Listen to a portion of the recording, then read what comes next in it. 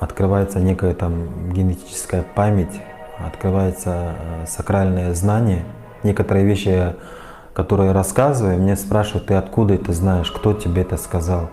А рисуя своих героев нагайских, ты ощущаешь их не то чтобы рядом, ты ощущаешь, о чем они думали, что они хотели, как они там двигались, как они жили. Ты эти вещи ощущаешь. Я очень горжусь, что во мне течет эта кровь. Это как некий дар, как будто твои предки подарили тебе вот эту историю. Мне приятно, что мои предки были воинами, сильными. Вот. И это дает мне силу по сей день.